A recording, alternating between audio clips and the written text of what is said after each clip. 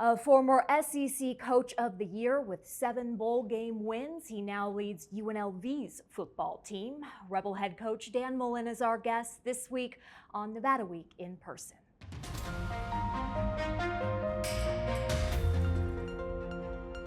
Support for Nevada Week in Person is provided by Senator William H. Hernstedt.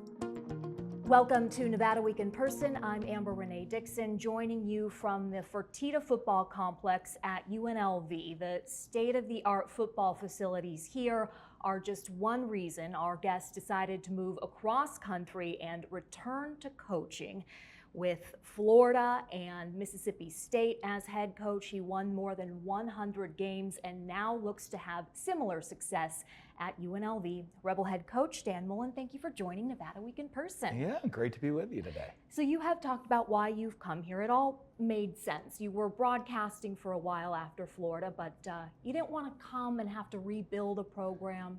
You wanted this infrastructure in place. What I didn't realize, though, is that you had friends here. Your wife said that in a recent interview. Absolutely. So we've had a funny story goes back a long time ago. I got a call. My wife was in TV, and she had worked with Scott Van Pelt, and I was an assistant coach at Florida. And she's like called, and it's like, hey, I have some Vegas guys that love sports. They want to come to the Florida State game. Ooh. And I looked at my wife. I said, okay, call SVP and just say. Because our tickets are in the family section. I'm like, is it Florida? Who are these people? Like, and he's like, no, they're just college football fans. So I'm like, Meg, why don't you call them, meet them? And it came out. And Mike Larraguetta, used to live here, is now just moved up to Reno. John Cicenti, a whole group of guys came out to the game. And they started to come to a game every single year. So I got to know a bunch of guys here in Vegas. And then over the last 3 years in TV, doing college football, you have some springtime off. I've been coming out to play in the member guest down at Southern Highlands with John Cicenti every year.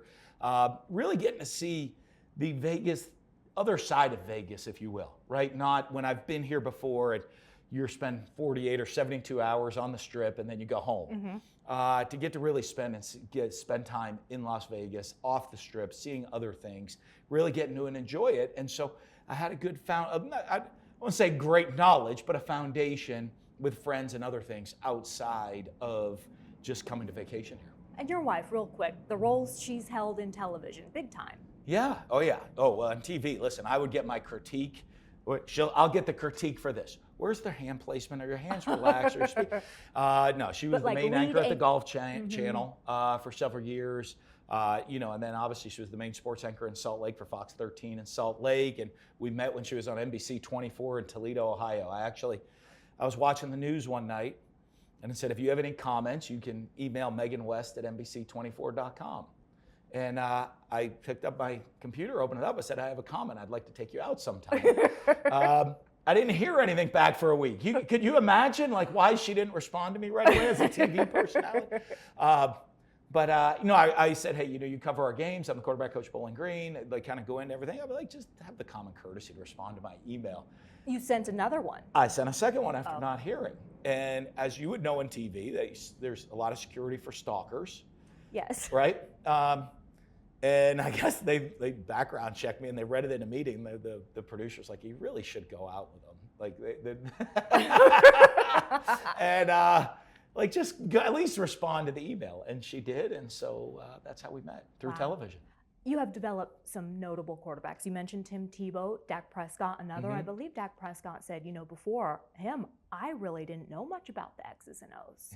What kind of impact do you believe you've had on those gentlemen? Hopefully a lot. I mean, that's why you coach, right? The coaching, I love football. I've loved football since I was a little kid. The game makes sense to me. There's no greater high than winning a game, and I don't know if there's a bigger low than losing a game. I mean, it is, but that's not why you coach. You coach the true reward. I as you said, I've won over 100 games. How many NFL players have you produced? Oh, probably 60, 70. I don't know, tons. But that's why you coach. That's big. It's not about the wins and losses. I couldn't even tell you my record. I can tell you most of the wins. I can tell you all the losses. You remember those more. But the true reason to coach is to make a positive impact on young people's lives. There's no bigger reward. Take a Tim Tebow. Does so much in the world. I hope that I had an impact on his life to give him the platform, because he won the Heisman Trophy and 2 national championships, that the reward you get in coaching is looking at, here's someone that's doing so much in the world, and I had a positive impact on their lives. A Dak Prescott, whose dream when he was a young kid was to be the quarterback of the Dallas Cowboys, living his dream. You hope that you had a positive impact on his life. But I have a lot of players, and one of the big things that got me back into coaching is two big things that go on that line. We had the 10-year anniversary last fall at Mississippi State of the team that was #1 in the country. And, you see the Dak of the recognizable name, but all of the guys that came back on that team. And so many of them look and say, Coach, now they're in their third. You start now recruiting former players, kids and stuff, and you realize how old you are. But you sit down and they're like, Coach, and the wives are coming up. And they're saying, Coach, you made such an impact on my husband's life. Wow. He talks about it all the time. That's what coaching's about. That's really what it is. I went to the Alex Smith Hall of Fame the dinner the night before. He's like, I wouldn't be here if you didn't make the impact on my life. I wouldn't be a Hall of Famer. So those are the things that hit home. And here I am on TV not making an impact on people's lives, right? God blesses people with talents.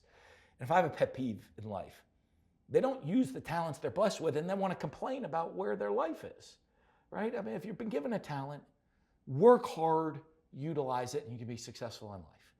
And here I am, one of my talents is helping young people accomplish their goals through the game of football. And being on TV, even though I loved my time on ESPN with everybody, I wasn't using the talents that God blessed me with to help these young people accomplish their goals. Do you have a specific example of a player whose life you think you really... Oh, I won't go into names. I had one that was really interesting. I sat down with him, and it was a funny recruiting story. I won't get into the name of it. But I sat down, and he was a mess, and he, trouble in school, finally graduated from a secondary reform high school. In his recruiting meeting with me, he left, and he said, Coach, you yelled at me for 30 minutes. Other great coaches just told me how great I was, and I have to come play for their school and all of these things. And I said, well, if I didn't yell at you, you wouldn't make it. And he goes, that's why I committed. That's why I came to come play for you. And we would joke about it. And 3 years later, he said, I said, hey, if I didn't yell at you, you didn't come here, where would you be? And I was expecting to say, I would have been in a junior college. I would have been trying to make it. I would have never gotten eligible, never done this. He said, honestly, I'd be in jail or dead, because the path my life was on, now that I see the path my life's on now, is very different than the path my life was on before. Those are the things that really, those things, and that's not a singular deal. There's so many of them, of those things that happen that you take great pride in, that you've helped people, and the hard ones are, there's some you can't. I've had some I can't, and we lay out the pattern and they just can't. I've had to bury several players and they just can't get there. They just can't turn the corner in life. And it's really sad. Bury at a cemetery? Yes. It's just sad, and you help them. And the former life they were in kind of, we got you a degree, we got you this, we've got a job, this whole new life. And the former life just always sucks them back in. And, and I've had several times we've had to go do that. How do you rationalize that, get through that? That's one of the hardest things you have to do. But, you have to look, you have to say, we've given everything to you, every opportunity to get you out. But one of the hardest things is, and for a lot of people, is there's a lot of these young guys that come from a world they have to walk away from. And, it's hard. And a lot of them, you're the one that made it out. But you can't go back. Once you make it out, you can't go back. And if you go back, you can be in this circle or you can be in this circle. Yeah, but if once I get back to this circle, that keeps sucking you into that circle, and it's a circle of life you can't get out of. And we talk to our people that there's a circle of life of poverty in this world. And for a lot of people, in everyone in the country, it's not just football players, it's everybody. It's hard to get out of that circle. But a lot of times, if you do have the opportunity to get out of that circle, the problem is you can't bring everyone with you. And a lot of times it pulls you back in. And when it does, you go back to your other, it's there's different circles in life, and which one do you want to be in, you know? And we share with our players a lot of times is sometimes you have to look forward and you have to leave a lot behind if you want to go move, and it's not easy to do. Helping people is the primary reason you return to coaching. But what about with the way things ended at Florida? Do you have a chip on your shoulder?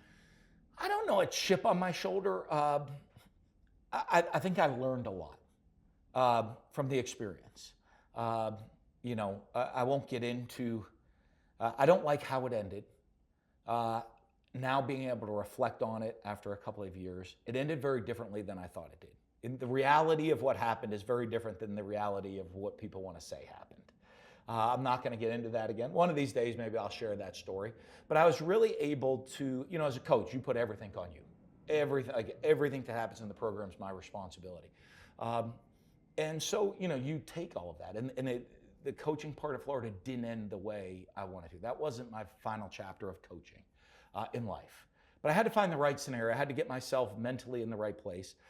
Reflecting on what happened there, probably the end was very different than a lot of people would think.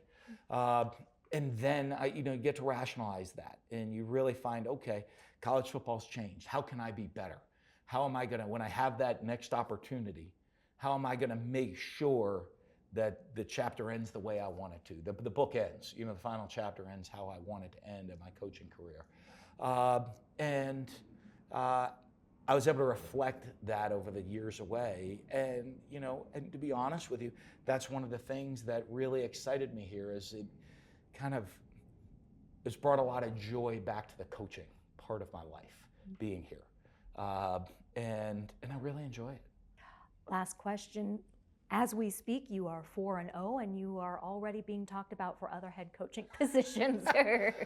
I've done this long enough. You're either getting fired or getting hired somewhere else, right? It doesn't. Either you're not winning, so we need to fire you, or you're winning too much, so you need to go somewhere else, right? What would you say to people who think, "Oh gosh, she's going to leave"? You know what? I've done a lot in my career. I came here because I want to be at UNLV. I'm very happy here. And so I don't see myself going anywhere. I plan on being here next year. And because I didn't get back into coaching to not enjoy what I loved about coaching, right? The impact on the kids' lives, being around the kids, having fun. We have a great time.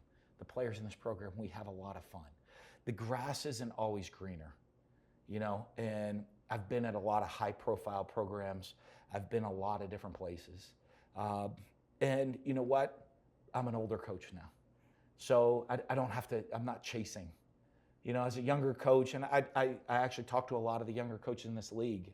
Again, I said, I've been through this, and you're going to win, and you're going to have opportunities. I said, make sure you sit down with your family, be educated about the opportunities that you have, be really smart about the moves that you make. But most importantly, make sure you don't fall out of level coaching. Make sure you're somewhere where you really love to coach. And right now, I love coaching. I love this team. I love being here. I love the city of Las Vegas. I love how we've been embraced. And there's nowhere for me to go. I'm so happy here. UNLV head coach Dan Mullen, thank you for joining Nevada Week in Person. Thank you for having me.